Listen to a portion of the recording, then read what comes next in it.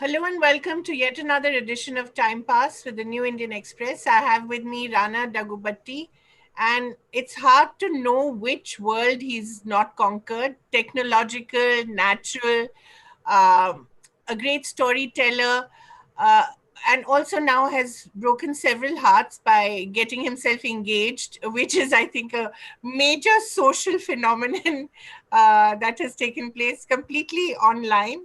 But he's here today to talk to us about his forthcoming movie, Haathi Mera Saathi, which looks fantastic, and I can only imagine the kind of work he's put into it. So thank you so much first for being with us, Rana, and Thank you. many congratulations. Thank you. And Thank you very much. and can we begin by your prep for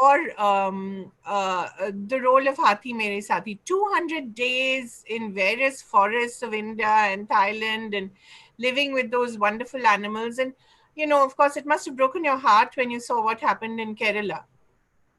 See, let me just first speak about what happened. I mean, Yeah, that probably the most cruel act of humanity that you've kind of seen, like right in front of our eyes. And also, sometimes you just feel like we're the wrong race, and these are right. things that put you out and showing you that. And like, see, for me, I spent a lot of time with elephants. I spent a considerable amount of time. I was training with them for over a month. I shot with them for over 60, 70 days. I was in jungles for close to 200 days. Right. And see, that's when you understand. I mean, the jungle teaches you so many things. Yeah. Just realize why that's so important to the earth. Every creature that's living there, whether it's the biggest elephant to the smallest insect in that jungle, they're Yeah. actually doing a job so that the earth stays proper and we can live a happy Right. life. And as humans, we do everything that's the most unnatural in the most unnatural ways and try to drive what's right for the earth away. And the situation that we're stuck in right now kind of gives us a clear indication that we've messed up somewhere and consistently keep messing up. Exactly. And this is just incidents to underline those. And what is it that it taught you? Playing a caveman cannot have been easy. Not that anyone can accuse you of doing easy things. You always seem to be going for the difficult role. But what did it teach you? In a way, a preparation for this lockdown? Well, you can say that for sure. I mean, it's a very different, like, before I tell you about the character, I have to tell you about Prabhu Solomon, the director who I worked with. It's the Right, first time I've been working with him. He's worked with elephants before. He's worked with the forest before. If you right. see the films of Kumki and Maina, also Yeah, he that's right. in villages closer to jungles and others. Right. So he had an understanding of nature that was very beautiful, very real, which he kind of brought me into during the times we started prepping. Hmm. And we spent those 20, 30 days to kind of understand the look of how this person is going to be, how he lives, Hmm. and kind of discovered this character in the jungle itself. So it was not something that we did in a workshop, Hmm. then went to the jungle. It was the other way around. We Right. trained with the elephants, went to the locations, hung around there, spoke there. I dressed like him, and we started creating details of different people who lived like that across the world. We've taken examples from Africa, India. There's a gentleman called Jadav Piang, who's called the forest man of India. He's actually, in his lifetime, planted an entire forest. He planted close to lakhs of trees and Wow. in the Brahmaputra basin. And Right. that led to an entire forest and an ecosystem coming back. Right. It's really a power of one man. I mean, one man can do a lot. Right. And that's what this character kind of taught me. And wherever you are, you could be in a little hole in a cave or Yeah. a massive jungle. It still is the same. When you're alone, you still create things for yourself and do the right things, right? So I think that's really what the film taught me, and taught me of you got to listen to the earth at all times. Right. That the earth tells you it's not like you can just make bullish and bold decisions and go forward without that in consideration. And most thoughts that we make today usually don't have that in our Yeah. uh, first list of agenda. I think that should change. Right. But Rana, you come from a family which sort of was one of the foundational families of the Telugu film industries, and I've heard you talk about how you lived on the first floor, and the studio would be coming up virtually in Jubilee Hills out of rocks, literal rocks, Yeah. And and that's where I'm sitting right now, man. yeah, and that must obviously be deeply entrenched in your, in your heart and your soul.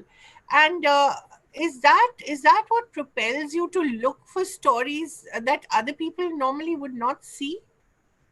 Well, every time, I mean, as I see, first before being an actor or anything, I mean, first I come from this family, so I guess there's a lot of influence of Yeah, cinema, of how things are made. right. Uh, and what attracts you is you become a movie buff. You like movies. You Yeah, become, and every time as inclination, even as a child, I liked watching stuff uh, that nobody that is far away, a little far fetched from the real world. I right. just feel cinema was the closest thing to magic. Yeah, And you can create a world, you can create a universe, you can transport people literally right. in that mind space in the time you are. So I think whenever I pick a movie, it's still still try to be in another universe which is apart from the daily desk job that one has to do. Hmm. And whether it's you go into a submarine, go underwater, whether Yeah. it's you go into a jungle, whether you go into a war, I gotta go. You gotta go places if you want to come see me in the movies. So Absolutely. I mean, there's no part of the world. I think now the only thing left is perhaps we need to see you fly. I guess you'll be doing that soon as well. something will come up. Not that far away. I wanted to talk to you about Hiranyakashyap. That's the movie that you're working on, and like all your projects, it will not happen overnight, and you have tremendous patience, which I applaud you for. But it's such a difficult character, a man who takes on Vishnu. Not everybody has that power. Like I think where mythology and folklore come from, right? I mean, Yeah. that's always been my earliest fascination of stories. Uh, I mean, not from now, right from when I was probably 8 or 10 years old. My mom was a big fan of Amar Chitrakatha, and that's how I started reading them. Hmm. And they explain mythology. See, I understood mythology as stories even before I understood them as gods and Right. religious myths. Right? So once they are characters to you, to me, whether it was Phantom, whether I was reading Amar Chitrakatha, they all felt the same. Hmm. And I think I continued growing up in that mindset. Hmm. And as a film viewer, Hiranyakashipu is such a popular story in Indian folklore, Indian mythology, Yeah. Indian culture. And it was also the first Telugu film that was ever made. Right. First Telugu film was Bhakta Prahlad, and Right.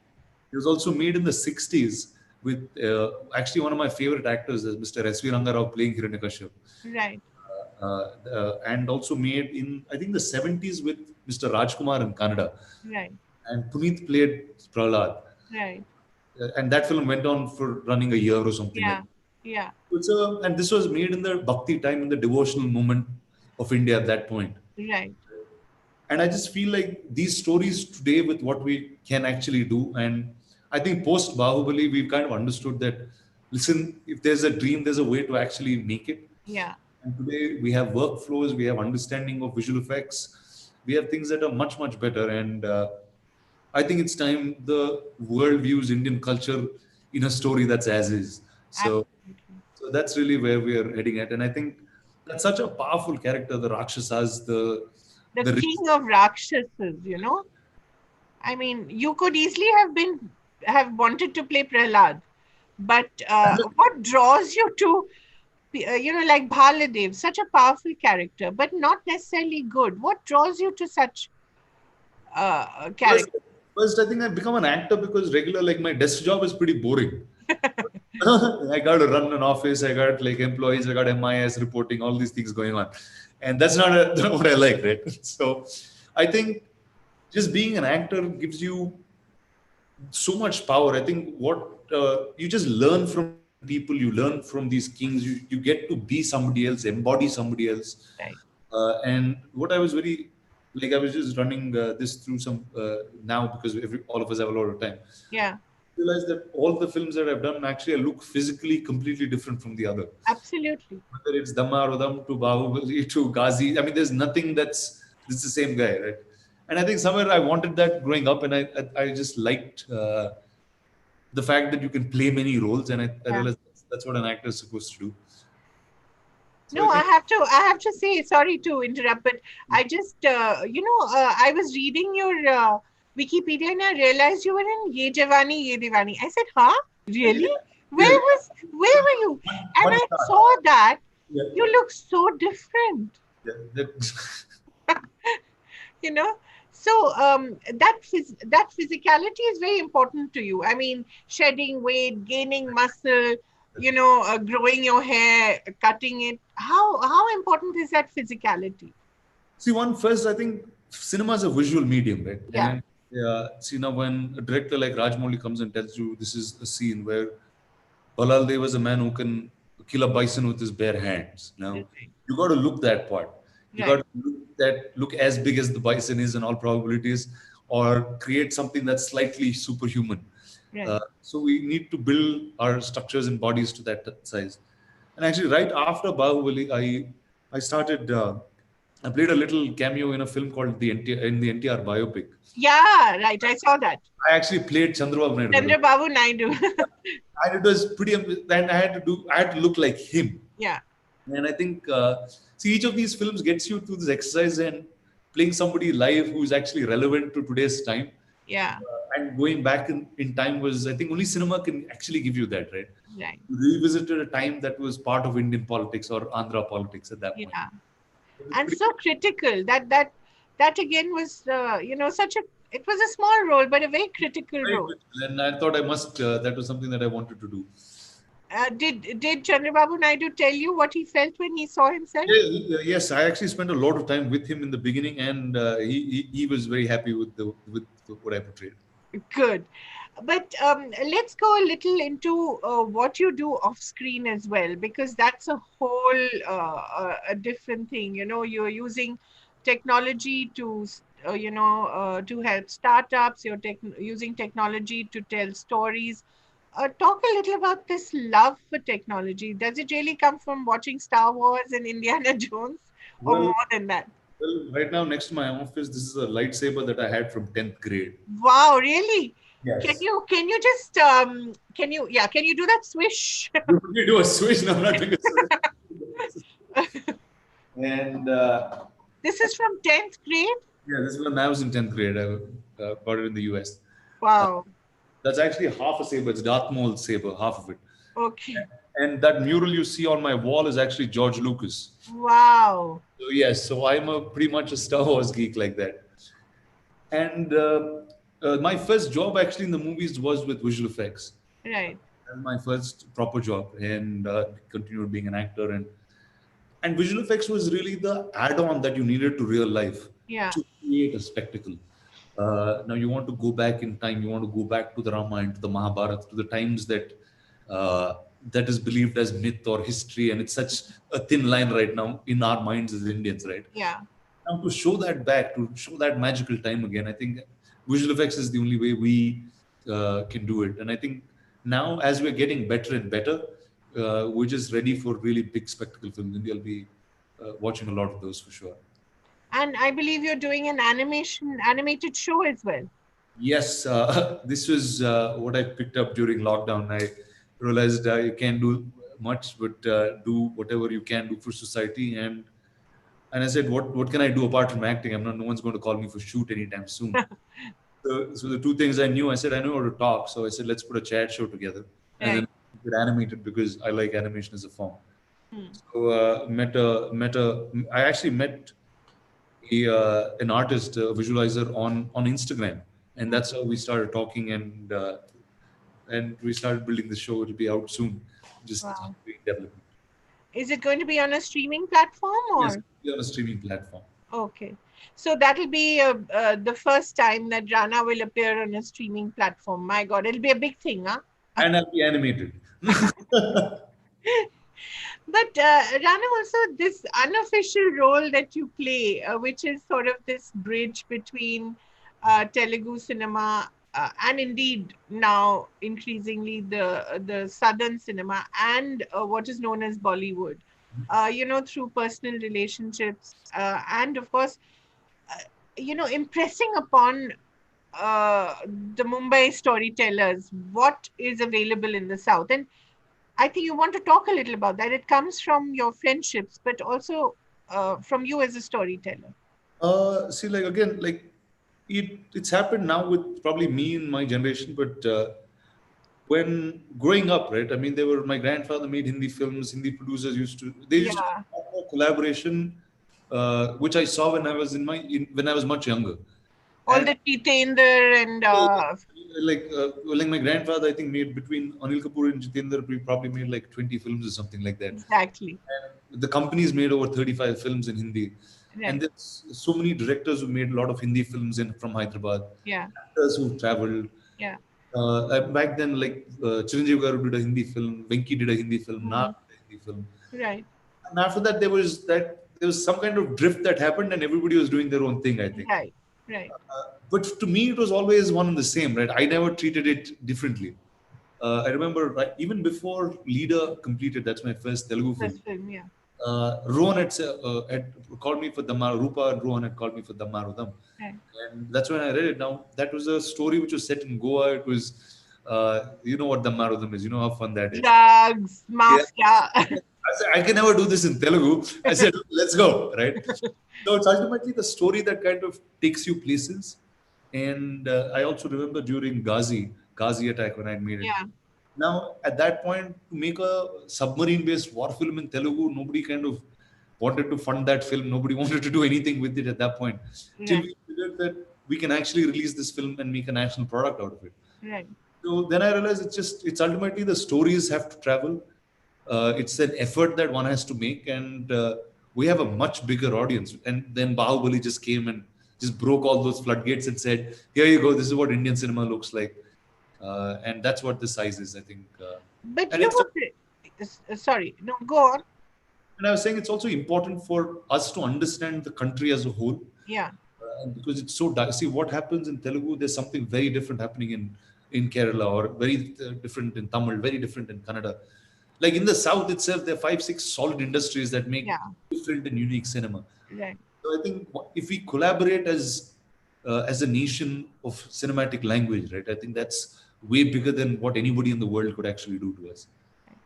But you were also very instrumental in introducing Karan Johar to the idea of Bahubali, and then of course he put his money and muscle behind it as well, and that I think helped it in that Completely. crossover. Yeah, see, completely like because India is so big and diverse, it's not Yeah, like we can't communicate. Yeah, we can't communicate in one language. I mean, we speak English right now, right? right, Because there's Hindi, there's Telugu, there's so many others that you need to tell it in. And I realized that every time you have to make a release, you need the right platforming, and uh, and I think Karan was probably the best person to give us that platforming in Bombay, and for Bahubali one just gave a huge entry at that point. right. How did Bahubali? I know it's been asked thousands of times, but how did Bahubali 1 and 2 change your life? What did it teach you? See, one is I think it's not changed my life. It just changed Indian cinema forever. Right, See, the idea of what you think you can make has completely changed. right. The scale of thought has completely changed. Like it's see, probably it's. I mean, if you remember what happened to Star Wars in the '70s and what it did to Hollywood, Yeah, and so much rise of technology and others and big spectacle movies. I think Bahubali did just that, if not more. It kind of inspired 5, 6 industries to make big films.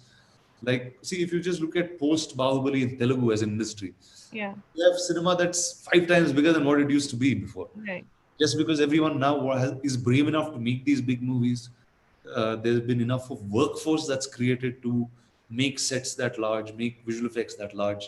So I think more and more of this cinema will just change our landscape completely.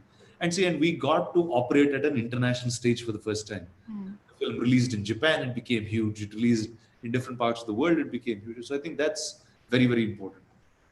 But in a sense, Telugu cinema had been here before, right? With Arundhati and that Magadira. You'd had that spectacle before. Yeah, we had that, but never was platformed correctly. Right. Like I remember we were actually part producers on the film Eager. Uh, Yeah, I produced it with Makhi. It was what it's called. yeah, At some fair, we felt like we didn't platform it correctly in Bombay, right, because that to us was completely internationalist thought. It's such a right, wonderful film. It does right, so well on television at all times right, that it's played. And and here you go. And Bahubali, we said it has to be the best, and you got to, because we're making something that's bigger than what anybody's ever made, and hmm, it needs that right platforming. And there you go. It all then things change right after that. yeah. And I just want to take you back again. In a sense, we saw a little of that with Mani Ratnam as well, with Roja and Bombay. They were really, again, the first crossovers. But again, Tamil cinema sort of then, in a way, fell off the map nationally. Then it just became all about Rajni movies, and it was a spectacle, of course, down south. But even the rest of India treated it like that. But so, are you saying that those what how do you analyze those two phenomena? See, if you realize when like whether it's Tamil cinema, I'm saying whether it's Bahubali from Telugu or Yeah, Robo from Tamil, now anybody who makes a spectacle will will start getting in, and right. Rajni, I mean that's a phenomenon altogether, right? Yeah, that's a separate industry. That's a separate industry by himself. He's, I mean, undeniably the biggest star or biggest pop culture icon of this generation, without doubt, Absolutely. right? In India itself and the world that resonates to him completely differently. Yeah. So that aside, I'm just talking about regular cinema that, and I think see now you've seen KGF that came out Yeah. of India. Yeah. Now it still had a spectacle strength. It had it cut through the spaces that it had to cut through, Right. and it was Kannada industry coming to light and taking national stage.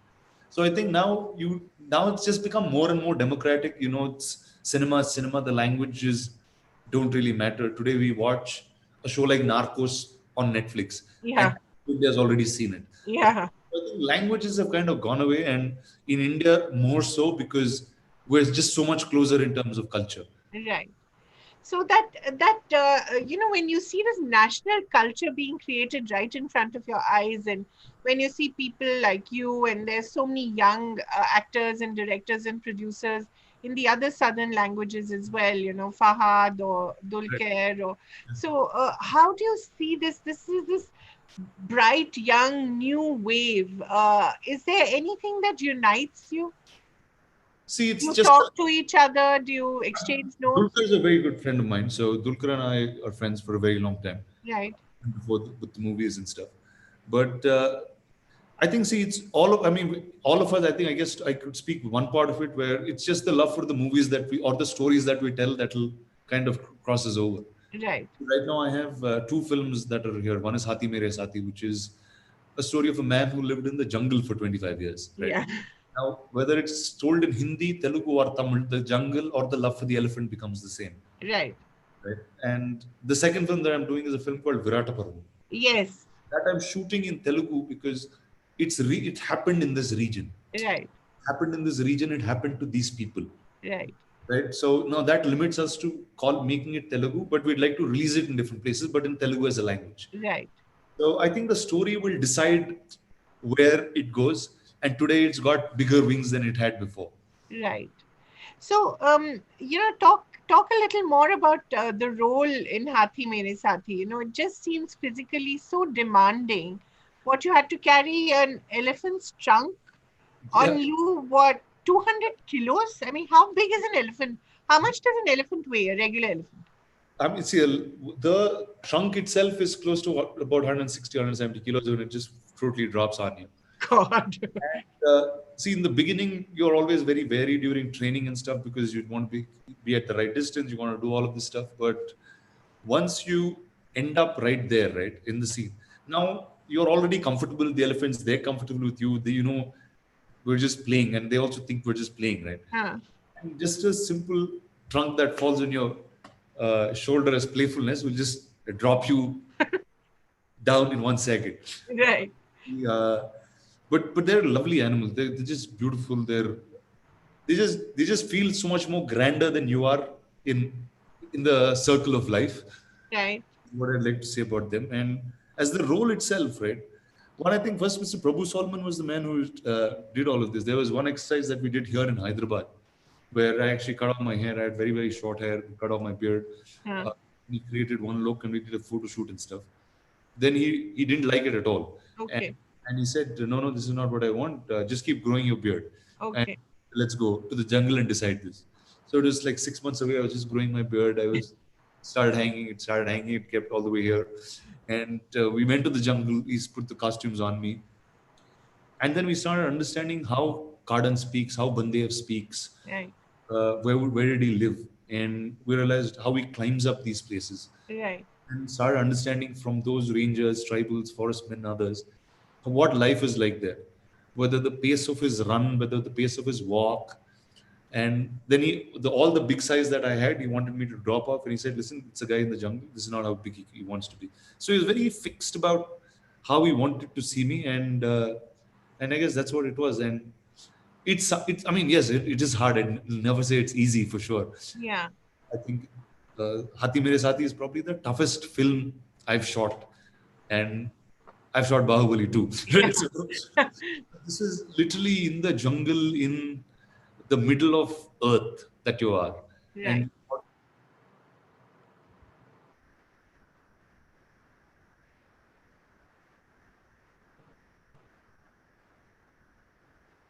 Sorry, Rana, I think we've lost you.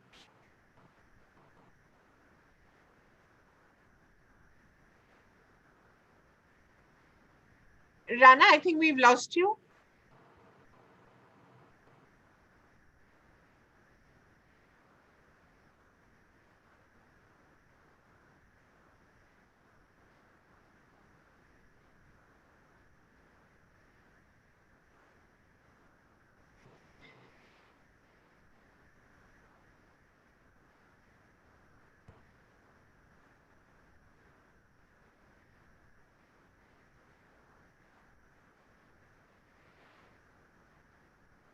Rana.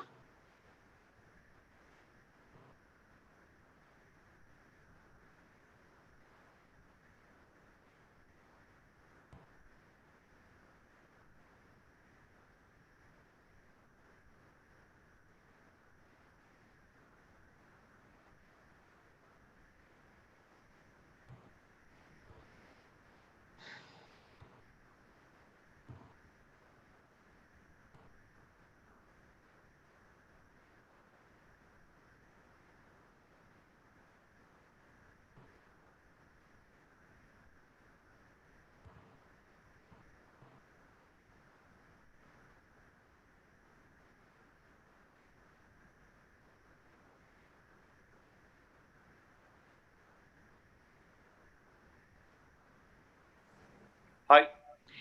My God, Sorry. you were frozen Sorry, I for think, so long. sorry. I think we got lost. Yeah.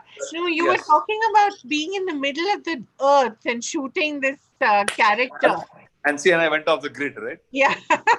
I think it was Earth giving you a signal. Yeah. So that's pretty much what it. I mean, see, I had no cell phones for a while. We had no real connection with the outside world, and the jungle speaks to you very differently Right. when you're there. I wonder what the nights must have been like. Like there was very few that because first it's pitch dark, it's black. You can't see anything. You can't see more than 2 or 3 feet, and so we used to try to wrap as early as possible so we don't fall in night, and especially in the areas of the jungle because we shot so close to the wild, we Right. had to leave very very quickly, and yeah, so it was very very adventurous for sure. That I can say. But Rana, I've noticed you don't take yourself very seriously as well. Like in Houseful 4, you were very happy to send yourself up in a way because you were Yeah, playing this angry kind of, yeah, I love correct. that. I think that's a very unusual characteristic for an actor, right? See, one is it was so ridiculous and funny. I said I must do this, right? The minute Farhad came to Hyderabad, he told me this. I said, dude, this is the craziest thing I've ever heard. And I know I'm not capable of okaying a script like that or getting something together for myself. Right. I said, here you go. This is it. Let me do this. What was the reaction back home to that role? They were pretty shocked that I did it. They were like, what are you doing it? I said, yeah. I said, it's crazy. Let's go. And did it change the way people looked at you in the rest of India? Uh, I guess no. I mean, there was a pretty much a surprise in some parts of people, but I guess see one is because I'm so spread out. Different people react to me very differently, so Right. I'm okay as much as they enjoyed it. I enjoyed myself a lot. Talk a little about your role as an entrepreneur. Apart from the fact that you ran this special effects firm, then you sold it. You also invest in a lot of startups. What Uh, attracts you to a startup? so first, I think being an entrepreneur or being whatever my desk job holds is still an extension of trying to make cinema better than what it is. Right. And it started with investing in technology that could aid making better and better films, whether it's in front of the camera or the business itself. If there were better systems to do the business, we were investing in them.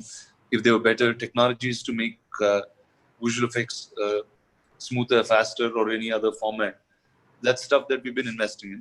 Right. Uh, then we moved it. Then we. So I think ultimately it's still telling a story, but telling it in the best fashion. Right. And today you see everything in the world is almost like 360. A story can be told. It can become a consumer brand. It can become merchandising. Now I'm partners in Amar Chitra Katha, so there's so much more to do with all of it.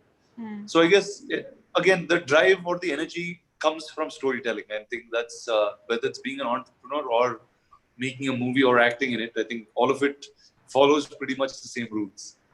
What is it that attracts you about a startup? What makes you invest in it? Well, first it's the people and the thought. I mean, people first because it's actually an entrepreneur you're backing when you're Right. investing in a startup.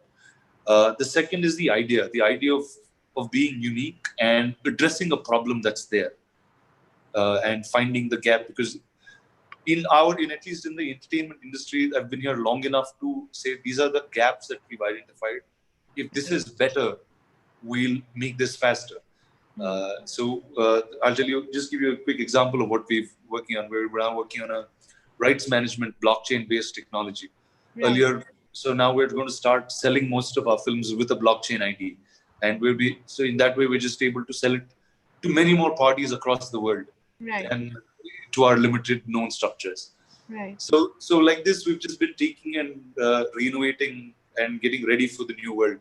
Right. Do you think that the world is going to change substantively after the lockdown is lifted in terms of the kind of entertainment that they will consume? See, one is there's two sides to it. First, we must never forget that there's a big virus that's hovering over us Yeah. in some way or the other.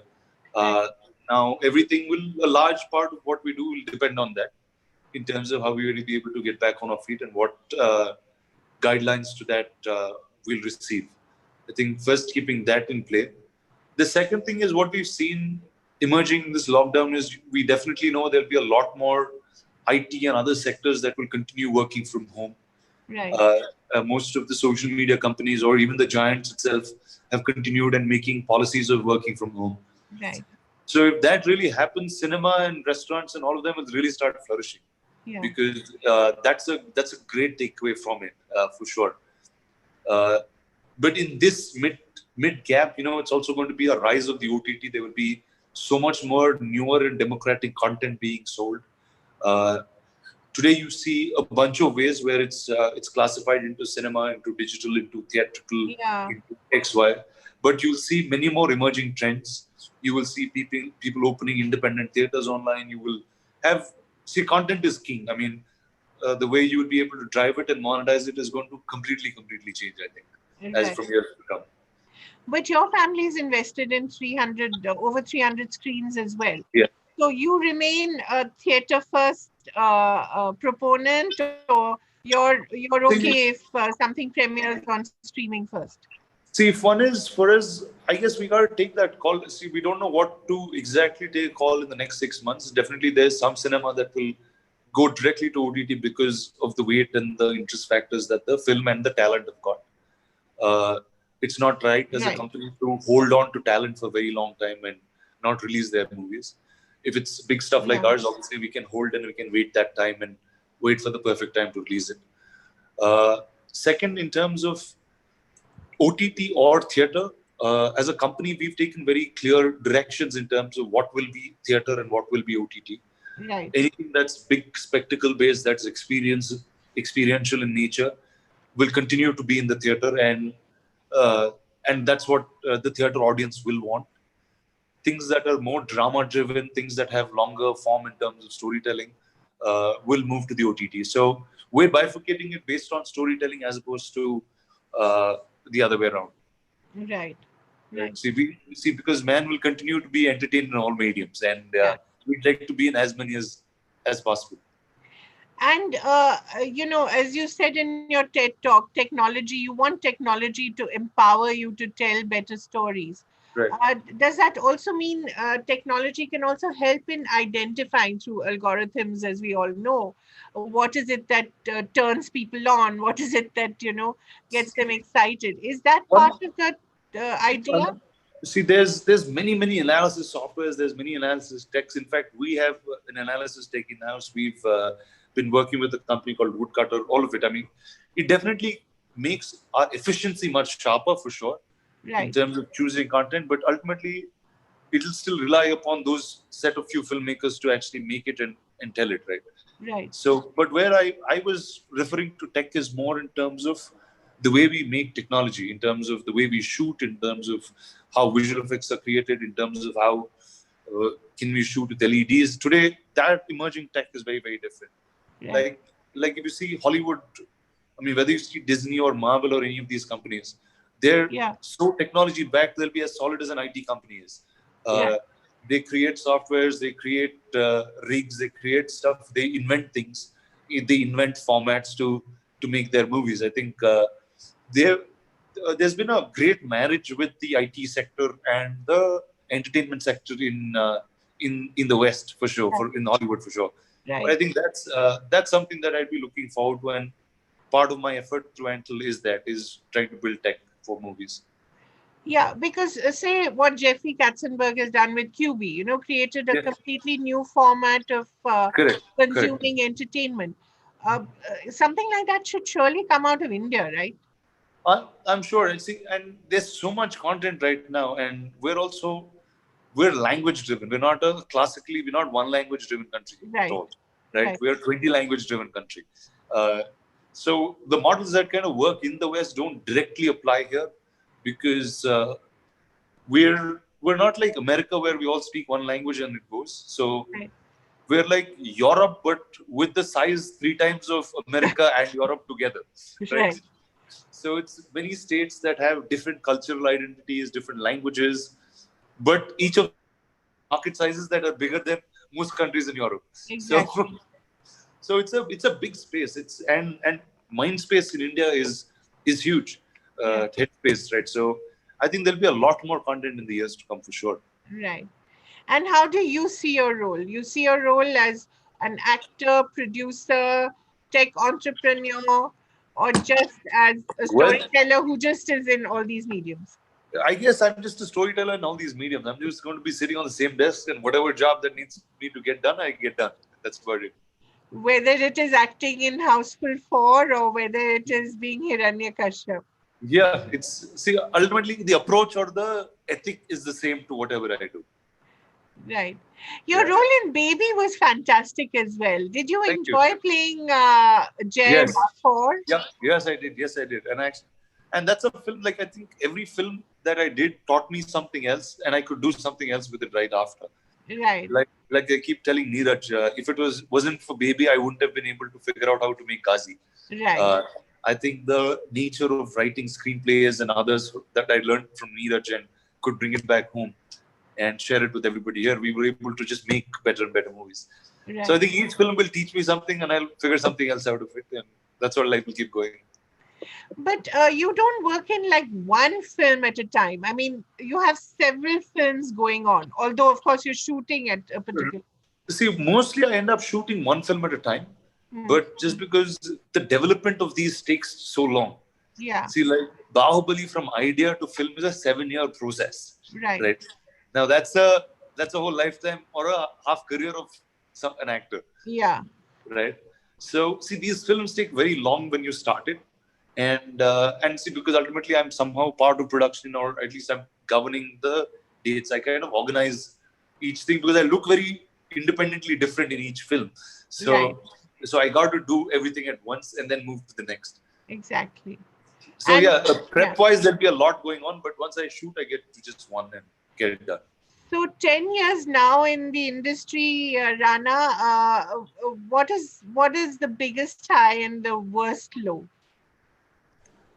Biggest high, I guess Bahubali, obviously. I mean, it's not Yeah. my high, it's the country's high itself. I mean, just the fact that we could do something like that from India and make it so big across the world itself was the big high. And as knowledge, I think the most that I've ever learned. So, like you said, 5 years, 10 years in my career, 5 years I was in Bahubali. So it's pretty much half my life in there. Right. So I always keep saying, I said, we went to the school of Mahishmati and we scholared out, right? That's where we went to study. And what's the worst low? Like the biggest low is probably is losing my grandfather. Ah, This whole time, uh, he, I mean, I guess he was he was the one who kind of drove us. He was driven. He constantly wanted to do things. Uh, he's made movies. He's made over 150 movies just by himself. So yeah, that's a pretty hardcore one to match. And absolutely. so I think losing him was the biggest low, and I guess he'll be missed a lot. But we'll be looking at us and from somewhere and saying, "Here you go, guys, do the right job." Just two or three quick questions from the audience, Rana, and then we'll let you go. Yes, Uh, please. Something from Aryan. Do you think you will ever do another movie like Bahubali in your lifetime? Do you like the idea of period cinema? Aryan. Uh, well, I'd love to do many, many more things like Bahubali. In fact, we like to do more Bahubalis itself, and and yes, I have a big fascination and I have a love for period, and I think cinema is the only Yeah, thing that can throw you in that place. You can live in a time that you heard of only if you're in the right. movies. Right. Lily, someone called Lily wants to know what have you been doing during lockdown and when will you start shooting again? Well, Ah, Lily, I'm making an animation movie, animation chat show, and uh, I don't know when I'm going back to shoot. I have a film ready to release, so once we have the screens open, you'll see a movie first. right. And Raju Sundar wants to know will your life change drastically after you get married? Well, I'm Oh, not thinking so. I hope not, but no, I don't think so. So Mika is fun and chill that way. She keeps things easy for me. right. And just the last thing, Rana, I'd like to let you go, but just a message I think about what happened in Kerala. I think that would be really appropriate to the Well, end. first, I think it's the cruelest act of mankind Yeah, that you've ever seen towards animals, right, and one is, see, I don't even know what to say. I mean, you just you don't. It's awareness. It is strict laws. It is uh, education. It's everything, right? I think all of these have to be given to people, taught uh, responsibly, either by governments or NGOs or everybody together. right, See, like filmmakers, this is our tool. Our tool is to tell a story, right. and this is how we try to influence. But I take an urge to for the entire society to kind of move and emerge once these things are done with. Right. Thank you so much, Anna. You've Thank been you. a Thank real you. sport and Thank you. Such a really pleasure. enjoyed the conversation. Such a And pleasure. all the very best for Haathi Mere Thank you. Saathi. Thank you.